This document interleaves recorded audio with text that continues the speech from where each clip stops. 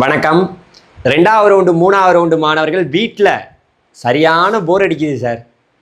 என்ன சார் இந்த இன்ஜினியரிங் கவுன்சிலிங்கை இப்படி நடத்துகிறாங்க?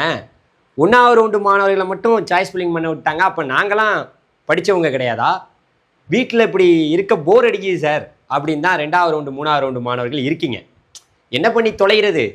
நம்ம கவர்மெண்ட் ஒரே ரவுண்டாக இதை நடத்துனாங்கன்னா எந்த பிரச்சனையும் கிடையாது. ஆனால் இந்த கட் ஆஃபில் உள்ளவங்க 1வது ரவுண்டு, இந்த கட் ஆஃபில் உள்ளவங்க 2வது ரவுண்டு, இந்த கட் ஆஃபில் உள்ளவங்க 3வது ரவுண்டு அப்படின்னு நம்மளை வீட்டில் இருக்க வச்சு சோதனை பண்ணுறாங்க தெரியுமா? அதுதான் மிகப்பெரிய பிரச்சனை. வீட்டில் இருக்கிறத விட நம்மளை சுற்றி இருக்கிறவங்கள்ட்ட நம்ம தப்பிக்கிறது ரொம்ப கஷ்டம் போல இருக்குது. ஏன்னா அவ்வளோ பிரச்சனை, கொஞ்சம் பிரச்சனை கிடையாது. அப்பா அம்மா கிட்ட தப்பிச்சு, ஊரில் உள்ளவன்கிட்ட தப்பிச்சு, நம்மளோட படித்தவன்கிட்ட தப்பிச்சு, ஐயையோ முடியலை. சரி, இந்த நேரத்தில் சில விஷயங்களை பற்றி நம்ம பேசி ஆகணும். 1வது ரவுண்டு மாணவர்களுக்காக நிறைய நல்ல விஷயங்கள், நிறைய சாய்ஸ் லிஸ்ட்டு, நிறைய விஷயங்களை நம்ம சொன்னோம். 2வது ரவுண்டுக்கு இன்னும் தீவிரமாக சொல்ல போகிறோம். ஏன்னா எனக்கு அப்படி ஒன்றும் கவுன்சிலிங்கில் சாய்ஸ் ஃபில்லிங் நடக்கிற மாதிரியே தெரியல. ஏன்னா 1வது ரவுண்டை விட 2வது ரவுண்டில் தான் மாணவர்கள் மிக மிக அதிகம். கிட்டத்தட்ட 93,117 மாணவர்கள் 2வது ரவுண்டில் தான் இருக்காங்க. 1வது ரவுண்டில் ரொம்ப கம்மி, 37,976 பேர் தான் இதில் சாய்ஸ் ஃபில்லிங் பண்ணுவாங்களா பண்ண மாட்டாங்களா அப்படின்லாம் தெரியல. ஆனால் 2வது ரவுண்டு கூட்டம் தான் மிகப்பெரிய கூட்டம். இதை விட பெரிய கூட்டம் 3வது ரவுண்டில் தான் இருக்குது. கிட்டத்தட்ட 1,02,719 பேர் 3வது ரவுண்டில் தான் இருக்காங்க. ஸோ இப்போ 2வது ரவுண்டு 3வது ரவுண்டு மாணவர்கள் என்ன பண்ணலாம் அப்படின்னு கேட்டிங்கன்னா, ஒரே ஒரு விஷயம் தான் நான் சொல்லுவேன். கான்ஃபிடென்ஸாக இருங்க. நம்ம முதலமைச்சர் விஜய் சொல்லிட்டு போனார்ல, எல்லா பிரச்சார கூட்டங்கள்லேயும் சொல்லியிருக்காரு கான்ஃபிடென்ஸாக இருங்க அப்படின்னு. நான் கான்ஃபிடென்ஸாக இருங்கன்னு சொல்கிறத விட, நம்ம எல்லாத்துக்கும் ஒரே ரவுண்டாக நடத்தியிருந்தா, கவுன்சிலிங் நடத்தியிருந்தா நம்ம எல்லாருமே கான்ஃபிடென்ஸாக இருக்கலாம். ஏன்னா இப்போ என்ன சொல்கிறாங்கன்னா, இந்த 1வது ரவுண்டில் நிறைய பேர் சாய்ஸ் ஃபில்லிங் பண்ணையில் கோலையாக இருந்து நிறைய காலேஜ் நிறைய கோர்ஸ் ஆட் பண்ணாமல் போயிடுவாங்க. அப்போ நான் என்ன கேட்குறேன்னா, எல்லாருக்கும் ஒன்றா நடத்தியிருந்தா இந்த பிரச்சனையே இல்லைல்ல. கிட்டத்தட்ட போட்டுக்கிட்டு ஒரு 2 மாதம் 1 மாதம் போட்டு இழுன்னு இழுத்து சும்மா ஜவ்வா போட்டு இழுக்கிறீங்கிற மாதிரி. எப்போ தமிழ்நாட்டில் நம்மளோட 12th மாணவர்களுக்கு ரிசல்ட் வந்தது? எப்போ? மே 8ஆம் தேதி கிட்ட வந்துச்சு. இன்னைக்கு பார்த்தீங்கன்னா மே முடிஞ்சு, ஜூலை முடிஞ்சு, மே ஜூன் ஜூலை, இப்போ எங்கே நிற்கிறோம்? ஜூலையில் நிற்கிறோம். இப்போ ஜூலையிலேருந்து இப்போ ஆகஸ்ட் போய், ஆகஸ்ட் மாதம் போய், அதுக்கப்புறம் செப்டம்பர் மாதம், ஆகஸ்ட் செப்டம்பரில் காலேஜ் ஓப்பன் பண்ணால் இது என்னப்பா இது? ஏன் இப்படி இந்த ஆன்லைன் கவுன்சிலிங் ஏன் 2 ரவுண்டாக நடத்த முடியாதா? ஒரே ரவுண்டாக நடத்துங்கிறேனா? நம்மளோட மத்திய அரசு ஜோசா கவுன்சிலிங் கிட்டத்தட்ட 100க்கும் மேற்பட்ட கல்லூரிகளுக்கு ஜோசா கவுன்சிலிங் நடத்துகிறாங்க. ஒரே ரவுண்டாக தான் நடத்துகிறாங்க. பட் ஆனால் நீங்கள் எல்லாரையும் பிரித்து பார்க்குறீங்களே. படித்தவனை ஒரு மாதிரி பார்க்குறீங்க, படிக்காதவனை ஒரு மாதிரி பார்க்குறீங்க, பணம் வச்சுருக்கவனுக்கு ஒரு கல்லூரி, பணம் இல்லாதவனுக்கு ஒரு கல்லூரி. என்ன பண்ணுறது? நம்ம ஊர் அப்படி தான். ஸோ அதனால் 3வது ரவுண்டு 2வது ரவுண்டு மாணவர்களுக்கு நிறைய நல்ல விஷயங்கள் காத்திருக்கு. ஏன்னா 1வது ரவுண்டில் நிறைய பேர், நானே சொல்கிறேன், என் சேனல் எல்லாருக்கும் பொதுவான சேனல். நம்ம இன்ஜினியரிங்கை மட்டும் பேசலை. MBBS, BDS, agriculture, veterinary, paramedical, fisheries, law, எல்லா படிப்பை பற்றியும் பேசுகிறோம். நம்ம பார்க்குற வரைக்கும் 1வது ரவுண்டில் பல மாணவர்கள் வேறு படிப்புகளை நோக்கி போகலாம் அப்படின்னு காத்திருக்காங்க. இன்னும் உங்கள்கிட்ட சொல்ல போனால் 2வது ரவுண்டு மாணவர்கள் 3வது ரவுண்டு மாணவர்கள்லாம் இதில் பல பேருக்கு சிஇஜி, பிஎஸ்சி கனவெல்லாம் இருக்கும். அங்கேயுமே நிறைய சீட்டு கிடைச்சி காலேஜ் சேர்ந்ததுக்கப்புறம் வேக்கண்டாக ஆக போகுது. ஆனால் அந்த சீட்டு வேஸ்ட்டாகவே போகுது. என்ன சார் சொல்கிறீங்க? அப்படியா அப்படின்னு கேட்டிங்கன்னா, ஆமாம், சிஇஜி கேம்பஸில் பிஎஸ்சி காலேஜில் நிறைய பேர் சேர்ந்துருவான். அப்புறம் எம்பிபிஎஸ்சில் சீட்டு கிடச்சிரும். அங்கே போயிடுவான்.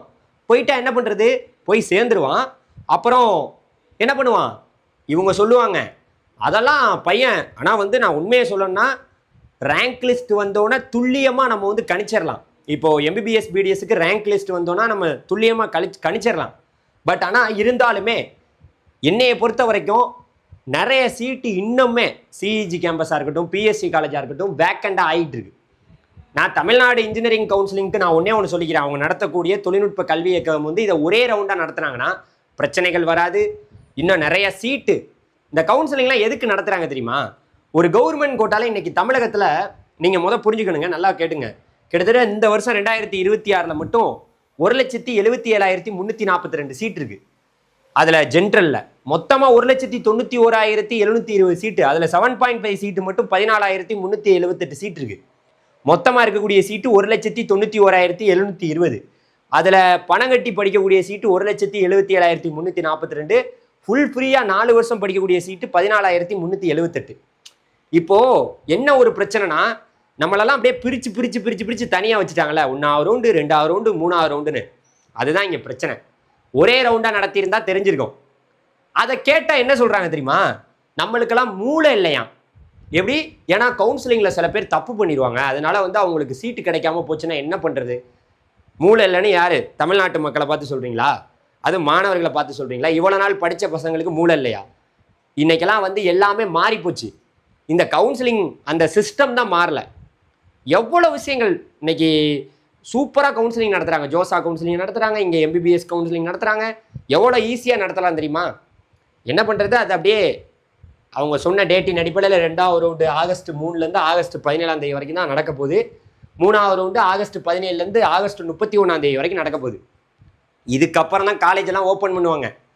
காலேஜுக்கு போய் முன்னாடி சேர்ந்த பசங்க எல்லாரும் வீட்டிலாம் இருக்காங்க. போர் அடிக்குது, என்ன பண்ணுறேனே தெரியல. வீட்டில் நிம்மதியாகவே இருக்க முடியல சார். பக்கத்தில் ஒரு ஏதாவது CSC சென்டருக்கு போயிட்டுருக்கேன் அப்படின்லாம் நிறைய பேர் இருக்காங்க. கம்யூனிகேஷனை பார்த்திங்கன்னா நீங்கள் டெவலப் பண்ணுங்கள், அதுதான் இன்றைக்கி தேவை.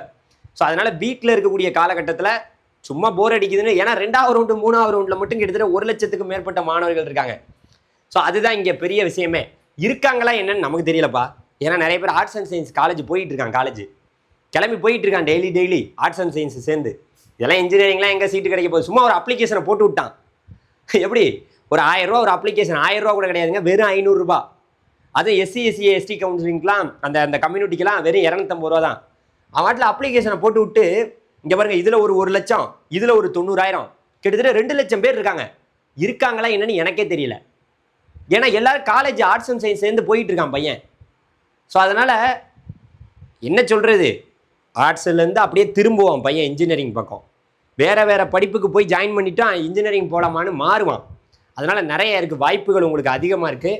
இந்த பாருங்கள், நம்ம பார்க்க போகிறோம். ஒன்று சொல்லிக்கிறேன், நல்லா கேட்டுங்க.